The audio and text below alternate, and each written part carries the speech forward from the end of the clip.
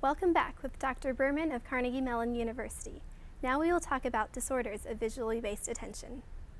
So you've talked about some of the attentional abilities of normal individuals, but how would these abilities differ in brain damaged individuals? This is perhaps one of the topics that I've always been really excited about. And much of my own original research in entering this field was done in studying the behavioral performance of individuals who have various kinds of attentional difficulties. And the particular individuals that I investigated or worked to characterize their behavioral performance are individuals who have an extraordinarily interesting disorder that's called hemispatial neglect. This is a disorder which occurs not infrequently in adults, and it occurs in people typically who've had a stroke, where the blood flow to a particular part of the brain has been interrupted. In fact, the blood flow to the right side of the brain, in the parietal area of the brain, has been interrupted. And the interesting manifestation of the disorder is that after this lesion, these individuals fail to attend to information that appears on the opposite side of space. So if they have a lesion to the right side, they are poorer at attending to spatial locations on the contralateral, on the opposite side of space, on the left-hand side of space. And this is a reflection of how our visual system is wired, correct? This is correct, because it suggests that there is some kind of spatial map that's derived by the brain that serves as a map of our spatial world and the spatial environment and the spatial layout. And after a lesion, after some kind of interruption of the ability to derive that map, these individuals are almost unaware of information that appears on that side of their visuospatial map. I see. So you mentioned the parietal lobe in these hemineglect patients, but what other areas of the brain are responsible for attention? The general view, perhaps the received wisdom at this point, is that the parietal lobe does play a really important role. And perhaps I'll show you on the brain where the parietal lobe is, Okay. so that everybody can have a sense of its position. So if this was my brain located in my head, this is the parietal lobe over here. And patients typically have lesions to this region over here, which would be the right parietal lobe. And after a lesion to this area, these patients don't attend well to information that appears on the left side of space. And let me give you a couple of examples to show you how dramatic this disorder really can be. So after a lesion like this, people might dress only the right side of their body and ignore the left side of their body. So everything on the right side seems to be well preserved. They might eat food only from the right side of their plate and leave the food on the left side of their plate. So there are a number of ways in which this information on the left side is neglected, hence the term hemispatial neglect, or ignored after lesions to parietal cortex. So is the lack of perception for objects on the left side a deficit in maybe seeing? Are they blind on the left side? They, in fact, are not blind on the left side. Certainly after a stroke, people can be blind on the left side. It's one of the consequences of a stroke. But this is not the form of disorder that we're referring to. These people have normal vision on the left side of space. They're receiving the information into their visual system about what is on the left of their world. But in spite of that, they fail to attend to that information. Now, you can direct them to attend leftward. You can orient them in a leftward direction. What other techniques are there to help those who can't perceive objects on their left side to attend, like you said?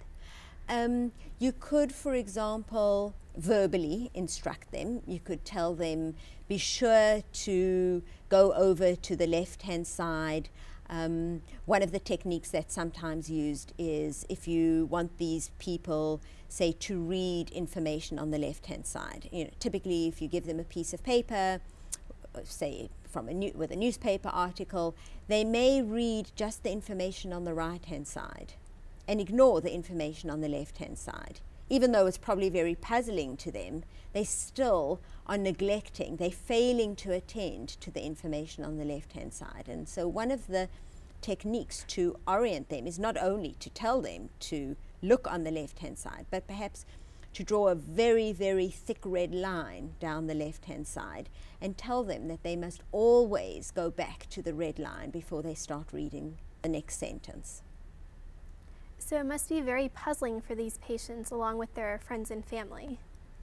I think it is very puzzling. It's a very perplexing disorder because, as we've pointed out, they are not blind on that side, and yet they are not using the information on that side in any natural, obvious way. They can be directed to use it, they can be primed or prompted to go and get that information, but left to their own devices, they tend not to, and so they present with problems in dressing the entire body, in shaving the entire face, perhaps shaving just on the right-hand side or applying lipstick to only the right side of their face. And so the disorder affects not only the processing of information in the visual world, but also their own grooming and their own self-care. And this lack of awareness of this information seems to preclude them from overcoming this disorder. It's almost as though they are not aware of the information on the left-hand side, and so they carry on without paying attention to it. How does object-based attention and location-based attention differ in hemi-neglect patients? Most of the work has been done in examining the neglect or the failure to report the information on the left side of space in these hemi-neglect patients who have right parietal lesions. And this is the most common profile of these kinds of patients. You do get some patients with left hemisphere lesions who neglect information on the right-hand side, but they are more infrequent, they are far less frequent, and their neglect is not as severe. So let's just talk about the patients with left-sided neglect after right-sided lesion. So this is very much a spatial form of neglect because they're ignoring any kind of information on the left of the visual world. It turns out, extremely interestingly, that these patients also neglect the left side of individual objects. So if you imagine a scene that consists of, say, 2 trees and a house.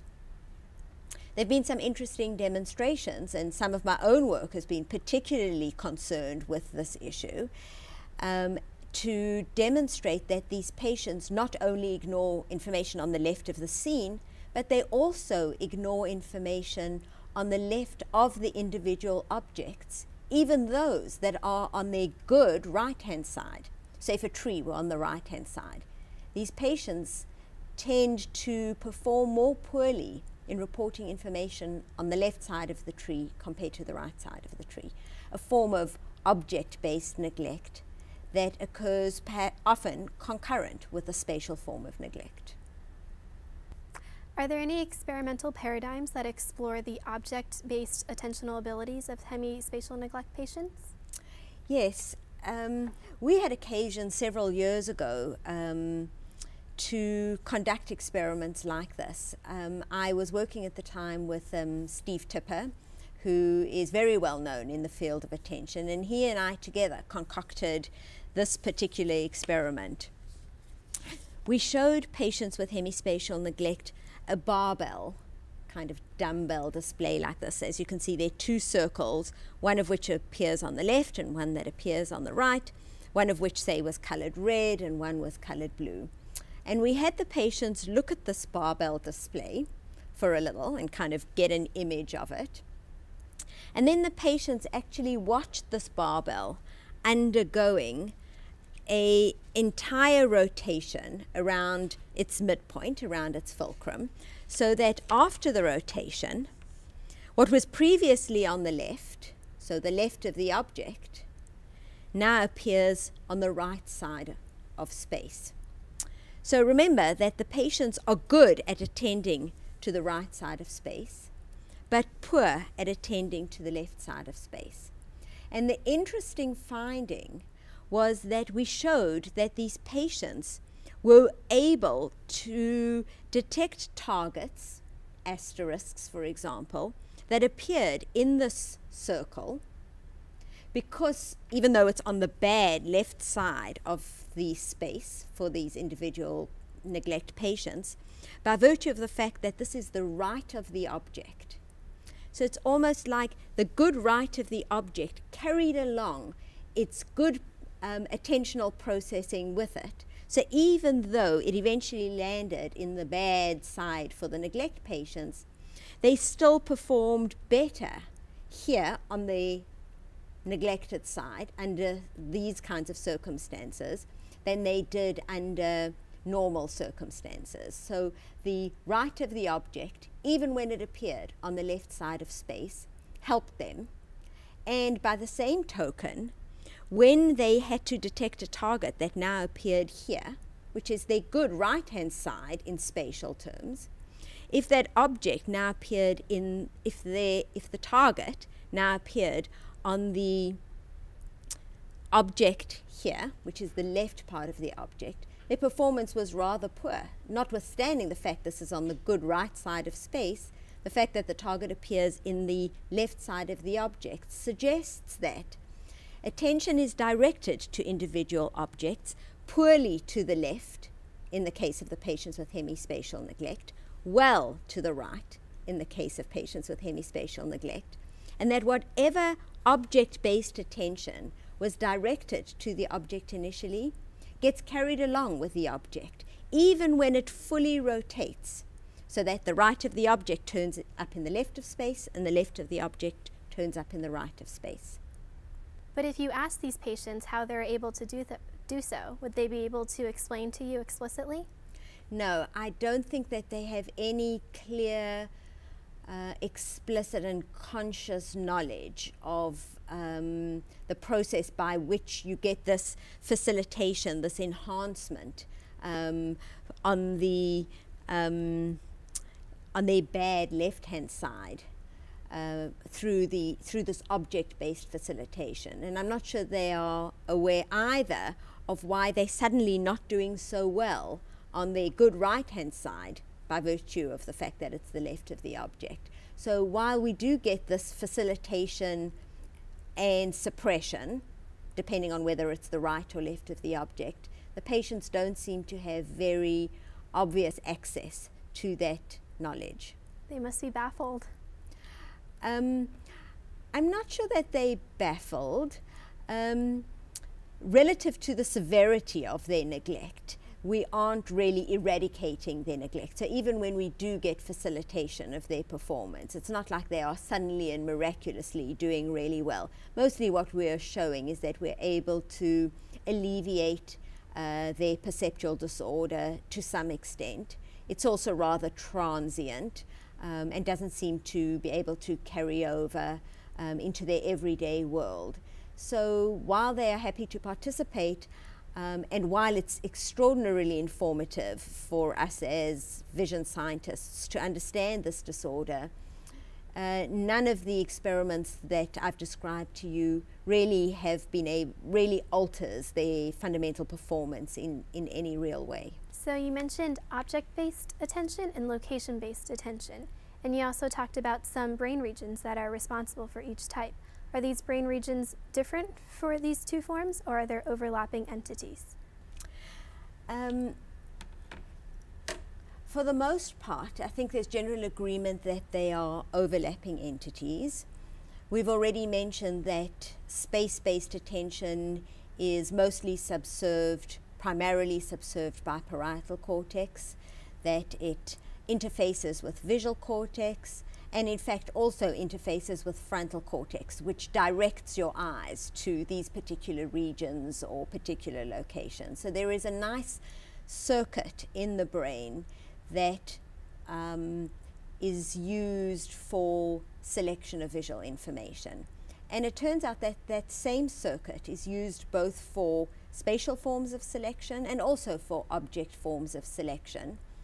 There may be some slight differences with the left hemisphere a little bit more involved in the object form of attention, and the right hemisphere a little more involved in the space-based form of attention. But I think much remains to be done to really nail down with certainty the overlap or differentiation in the underlying neural circuits for these two forms of attention. So we've talked about visual-based attention for hemispatial neglect patients. What about other modalities such as pain, hearing, or touch? Much of the experimental research has been to study and to characterize hemispatial neglect in the visual modality. There are, however, forms of hemispatial neglect that occur in the other sensory modalities as well. So patients may in fact ignore tactile information that's presented to the left-hand side. Again, not because they have any kind of sensory impairment on the left-hand side, but simply because they're not attending to sensory information, and in this case tactile information on the left-hand side. The same is true with auditory information, and people who interact with patients with hemispatial neglect know that they need to talk to them from the right-hand side if they want them to hear the auditory signal. There's also been some interesting research, just a small amount, but it's always seemed really fascinating to me, and that has been to demonstrate that patients with hemispatial neglect even fail to report odors that are presented to their left nostril. So this would be an olfactory form of neglect. And so I think the consensus is that neglect can occur in all sensory modalities. It may be most prominent in the visual modality because vision is in fact the dominant modality. So are there new forms of treatment for these patients? There have been over the last several decades many attempts to try and define and refine the optimal form of intervention. And in fact, it's proven quite difficult to do so. The disorder in some individuals is very persistent, and probably because of their lack of awareness, they aren't able to monitor their own performance very well. So if you ask them to be sure to remember to attend to the left-hand side, be sure to make a special effort to go over to the left-hand side, they have this lack of awareness of that information, and so they don't exploit or use this kind of rehabilitation procedure. One of the big changes we've seen, though, is there have been enormous medical advances in the treatment of stroke. And so the types of hemispatial neglect or individuals that we're seeing with hemispatial neglect are exhibiting far less severe neglect than we've seen in the past. And this, in fact, I think is purely attributable to the fact that there are some fantastic and very effective treatments of stroke that are finding their way into hospitals throughout the country. How do hemispatial neglect patients perform in other modalities, such as motor grasping? That's a great question, and probably in the last 10 or 15 years we've had numerous studies coming out, all of which have demonstrated that the hemispatial neglect doesn't only affect the sensory modalities, the visual sense, auditory, processing from the left-hand side, but that even making movements into the right side of space is difficult for patients with hemispatial neglect. So for example, if they were to reach for a cup on the left-hand side versus a cup on the right-hand side, they would do much better on the right-hand side. Again, there's nothing wrong with their arms, there's nothing wrong with their grasping. It's even true that if you point out to them, the cup is on the left-hand side, go and get that cup, So even if you provide them with the visual information, they still have some kind of motor inertia or motor resistance to performing or acting on the left side of space. This has been interesting because it means that both sensory information from the left-hand side and acting out on this information on the left-hand side are both affected simultaneously and in parallel in these neglect patients.